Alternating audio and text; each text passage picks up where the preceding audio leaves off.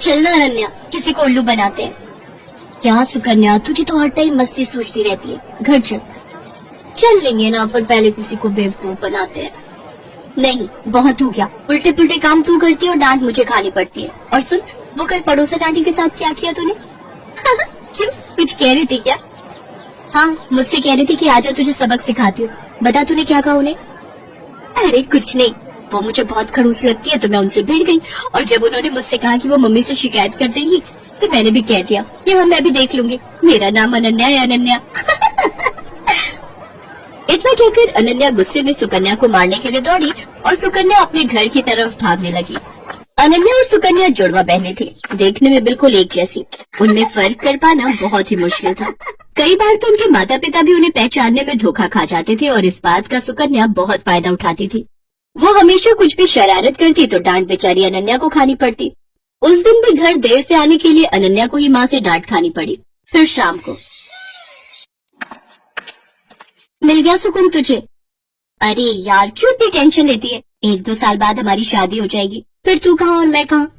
सुकन्या धीरे धीरे और चालाक और कामचोर होती गई और अनन्या उतनी ही मेहनती और संस्कारी। मगर दोनों बहनों की किस्मत ने उन्हें एक दूसरे से दूर नहीं होने दिया। दोनों बहनों की शादी एक ही घर में हो गई। बड़े भाई की शादी सुकन्या से और छोटे की अनन्या से।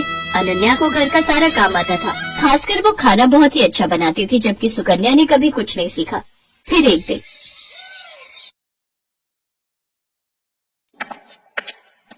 अरे बैठकर टीवी देख रही हो, पहले जाकर कपड़े तो धो लो।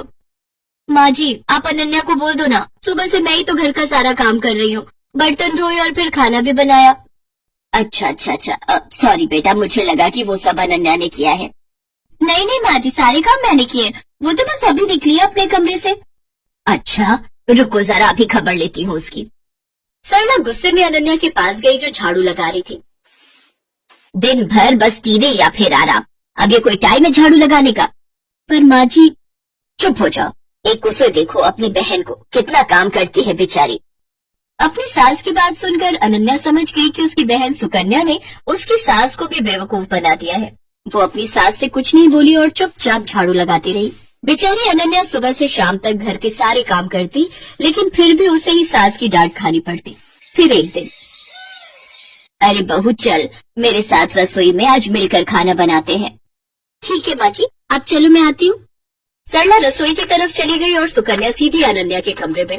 अरे अनन्या, वो तुझे माँ जी बुला रही है खाना बनाने के लिए। अच्छा, बस अभी जाती हूँ। सुकन्या ने एक बार फिर अनन्या को बुद्धू बना दिया था और बेचारी अनन्या को पता ही नहीं था कि उसकी सास ने उसे नहीं बल्कि सुकन्या को बुलाया है। उधर रसोई में, आ गई, कहाँ रह गई थी? चलो एक काम करो, तुम आटा गूंथ दो, मैं सब्जी काट देती हूँ। ठीक है माँ जी। अनन्या ने बहुत जल्दी और बहुत अच्छा आटा गूंथा था, जिसे देखकर सरला बहुत खुश हुई। और फिर, क्या बात है, इतनी जल्दी और इतना अच्छा आटा गूंथ दिया। अरे तुम अनन्या को कुछ सिखाती क्यों नहीं हो? उसे तो कुछ भी नहीं आता। अनन्या समझ गई थी कि उसकी सास सरला उसे सुकन्या समझ रही थी और वो ये भी समझ गई थी कि रसोई के काम से बचने के लिए कामचोर सुकन्या ने उसे सरला के साथ भेज दिया। उसे सुकन्या पर बहुत गुस्सा आया, लेकिन वो कुछ बोली नहीं। ऐसे वक्त बीतता गया। सरला की नजर में घर का सारा काम सुकन्या करती थी, रसोई सुकन्या ही संभालती थी, जबकि अनन्या सिर्फ दिन भर टीवी देखती थी, जबकि सच इससे बिल्कुल उलट था। और फिर एक दिन, अरे बेटी सुकन्या। जी माँ जी, बताइए। उस दिन जो तुमने हलवा बनाया था ना, वो बादाम वाला, मेरा खाने का बहुत मन हो रहा है, मेरे लिए बना दो ना। इसमें कौन सी बड़ी बात है, लो आप टीवी देखो, मैं बस अभी लाती हूँ बनाकर। ना, मुझे तो खाना है ही, पर मुझे वो हलवा बनाना भी सीखना है, तो मैं भी चलती हूँ साथ। तुम बनाना और मैं देखूंगी। अब आप बैठिए ना माँ जी। अरे चलो ना, साथ में बनाते हैं। सरला जिद पर अड़ गई थी और उधर सुकन्या की हालत खराब हो रही थी, क्योंकि आज तक उसने कभी कुछ बढ़िया नहीं बनाया था, जबकि उसकी सास सरला को लगता था कि सुकन्या ने पूरी रसोई संभाल रखी है। लेकिन सुकन्या इतनी जल्दी हार कैसे मान लेती? उसने फौरन दिमाग दौड़ाया। अब माँ जी, मैं तैयारी करती हूँ, तब तक आप बादाम ले आइए। अरे मुझे अपने कमरे में जाना पड़ेगा, बादाम का डिब्बा वहीं रखा है, चलो मैं लेकर आती हूँ। जैसे सरला अपने कमरे की तरफ गई, तभी रसोई में अनन्या आ गई। उसने बिल्कुल सुकन्या जैसी साड़ी पहन रखी थी। तू जा, मैं देख लूंगी। पक्का ना? हाँ हाँ, मुझे पता है कि तुझे कितना हलवा बनाना आता है, जल्दी कर वरना माँ जी आ जाएंगी। अनन्या नहीं चाहती थी कि उसकी बहन को डांट पड़े, इसलिए वो सुकन्या बनकर रसोई में काम करने लगी। उसने अपनी सास को सुकन्या बनकर ही हलवा बनाना सिखाया। हलवा बहुत ही स्वादिष्ट बना था। सरला सुकन्या से बहुत खुश थी क्योंकि वो तो अनन्या को सुकन्या ही समझ रही थी। फिर जाते जाते सरला ने अनन्या से कहा, बेटी सुकन्या, तुम ना अपनी बहन को भी समझाओ, मुझे तो उसे देखते ही गुस्सा आ जाता है। बताओ, तुम दोनों एक ही माँ की कोख से जन्मी हो, लेकिन तुम में और उसमें कितना अंतर है। सरला की बात सुनकर अनन्या को बहुत दुख हुआ। वो अपनी सास से सब सच कहना चाहती थी, लेकिन फिर अपनी बहन के बारे में सोचकर चुप रह गई। अगली सुबह सुकन्या जैसे ही उठकर रसोई की तरफ आई तो उसकी सास सरला ने उसका हाथ पकड़ लिया। ये क्या कर रही है माँ जी? आज तुझे नहीं छोड़ूंगी। तूने मुझसे हमेशा झूठ बोला, तुझे कुछ नहीं आता और तूने हमेशा अपनी बहन की मेहनत को अपना बताकर आराम तलबी की, और वो बेचारी दिन भर रसोई और बाकी कामों में लगी रही, ऊपर से मेरी डांट भी चुपचाप सुनती रही। सरला लगातार सुकन्या को डांट रही थी, तभी सुकन्या ने फिर से झूठ बोलकर बचने की कोशिश की।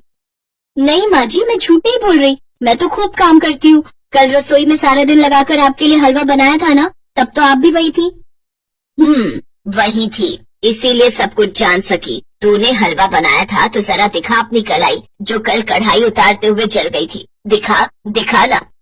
अब सुकन्या अपने हाथ पीछे किए बिल्कुल चुप खड़ी थी, क्योंकि उसकी चोरी पकड़ी गई थी। इसके बाद सरला फौरन दूसरे कमरे में गई, जहाँ अनन्या अपनी जली हुई कलाई के साथ खड़ी थी। सरला ने उसके सिर पर हाथ फिराया और बड़े प्यार से बोली, मुझे माफ कर दो बेटी, लेकिन तुम भी मुझसे वादा करो कि इस घाव के ठीक हो जाने के बाद भी तुम और कोई दर्द नहीं झेलोगी अपनी उस कामचोर बहन की खातिर।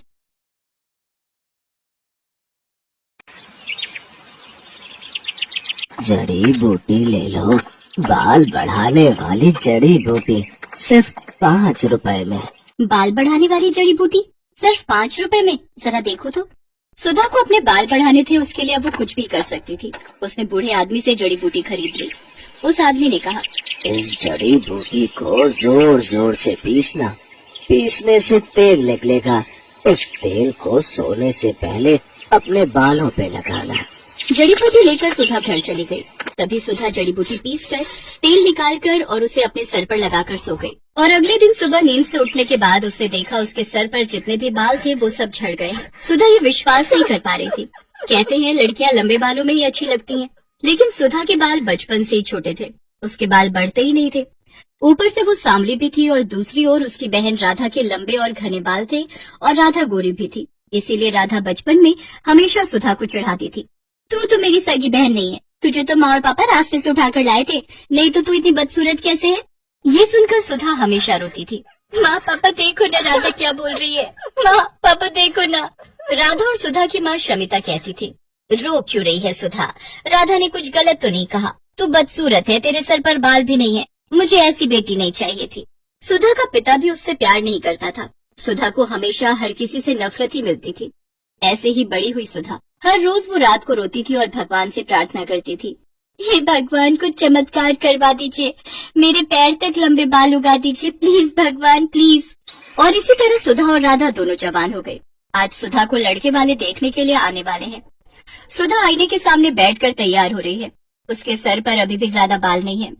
वो आईने में अपने आप को देख ही रही थी कि तभी उसकी माँ आ गई और ताने मारना शुरू कर दिया, यहाँ ऐसे बैठे रहने से कुछ नहीं होगा, जल्दी जल्दी करो, नहीं तो ये लड़का भी हाथ से चला जाएगा। वहाँ राधा आ गई और बोली, माँ मुझे तो समझ में नहीं आ रहा है कि आप मुझसे पहले इस भूतनी की शादी क्यों करवाना चाहती हो। राधा बेटी, इस भूतनी को तो पहले विदा करना पड़ेगा, नहीं तो बाद में कौन इससे शादी करेगा। एक बार बस ये सर से उतर जाए, उसके बाद मैं तेरे लिए बहुत अमीर और अच्छा लड़का ढूंढ कर लाऊंगी। माँ आप सभी मुझसे इतनी नफरत क्यों करते हो, आखिर मैंने किसी का क्या बिगाड़ा है। तेरे सर पर बाल नहीं है सुधा, तू बदसूरत है बदसूरत, तू मेरी बहन कहलाने के लायक नहीं है। तू। सुधा रोने लगी। वो पूरी जिंदगी रोती ही आई है। अविनाश नाम का लड़का सुधा को देखने के लिए आया। शमिता के कहने पर राधा अपने कमरे में ही बैठी हुई थी, क्योंकि शमिता ने उससे कहा था, बेटी तू कमरे के अंदर ही रहना, नहीं तो लड़के वाले सुधा से रिश्ता नहीं जोड़ेंगे। खैर अविनाश के साथ सुधा का रिश्ता तय हो गया, लेकिन उसके लिए बहुत ज्यादा दहेज देना पड़ा। उस बात को लेकर भी शमिता सुधा को ताने मारने लगी। सुधा मन ही मन सोचने लगी, अपने घर में तो मुझे शांति नहीं मिली, शायद ससुराल में जाकर मैं खुश रहूंगी। सुधा की शादी हो गई। और शादी वाले दिन ही अविनाश ने राधा को पहली बार देखा और देखते ही उसके प्यार में पड़ गया।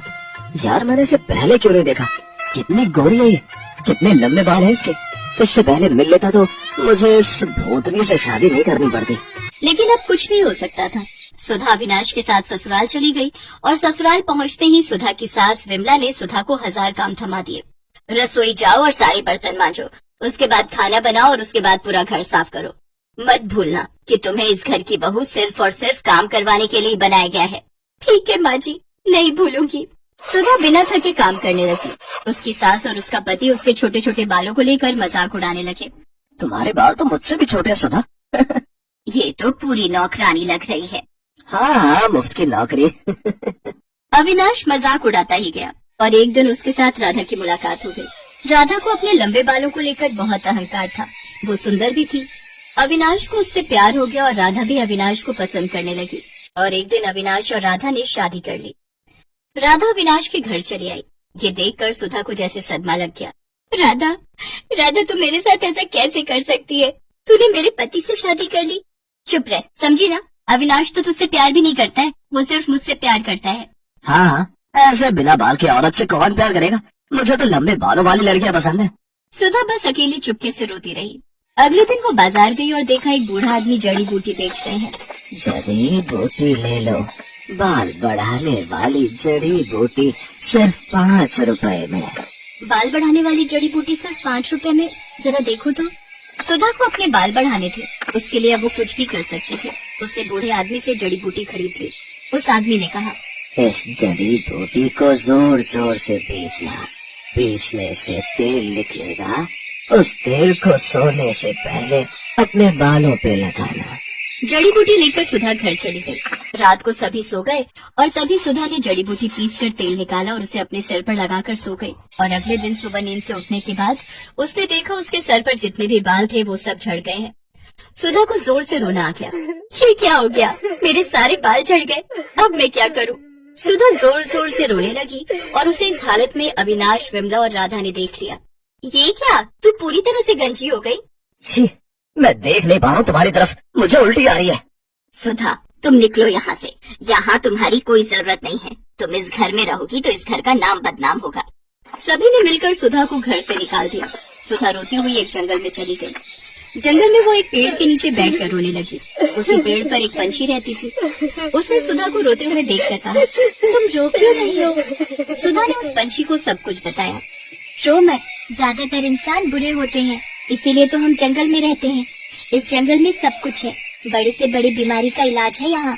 एक फल है, उसका रस निकालकर सर पर लगाने से बाल बड़े हो सकते हैं। सच? कहाँ मिलेगा मुझे वो फल? मैं लाती हूँ। उस पंछी ने कुछ ही देर में सुधा को फल ला कर दिया। उस फल का रस निकालकर सुधा ने सर पर लगाया और उसके बाल उगने लगे। उसके बाल सर से पैर तक आ गए, काले लंबे घने बाल, ठीक जैसा सुधा चाहती थी। सुधा ने पंछी से कहा, अच्छी पंछी, तुम्हारा बहुत बहुत धन्यवाद। मैं इस फल का रस लड़कियों को बेचना चाहती हूँ, उन लड़कियों को जिनके बाल नहीं उगते, ताकि उन्हें भी मेरी तरह परेशानियों का सामना न करना पड़े। सुधा जंगल से निकलकर फल का रस बेचने लगी और एक दिन उसे अविनाश और राधा ने देख लिया। तुम सुधा हो ना? हाँ, क्यों? अरे वाह, तुम्हारे इतने लंबे बाल कैसे हो गए? इस फल का रस निकालकर सर पर लगाने से। तुम बहुत खूबसूरत लग रही हो। क्या तुम मेरे साथ घर आना चाहोगी? ये सब देखकर और सुनकर राधा को जलन हो रही थी। उसने फल का रस लिया और पूरी बोतल अपने सर पर डाल दी, लेकिन उससे असर उल्टा हो गया। उसके सारे बाल झड़ गए और वो गंजी हो गई। ये क्या हुआ मेरे साथ? मैं गंजी हो गई। बहुत अच्छा हुआ, यही लालच का नतीजा है। बचपन से आज तक तूने मुझे चैन से जीने नहीं दिया, अब देख कैसा लगता है। और हाँ विनाश, मैं फालतू लोगों के साथ नहीं रहना चाहती, तुम रहो अपनी पत्नी के साथ। राधा का अहंकार मिट्टी में मिल गया। अविनाश को भी गंजी राधा के साथ ही रहना पड़ा और फल का रस बेचकर सुधा बहुत अमीर बन गई। चारों तरफ उसके बाल के चर्चे होने लगे और वो खुशी खुशी जिंदगी बिता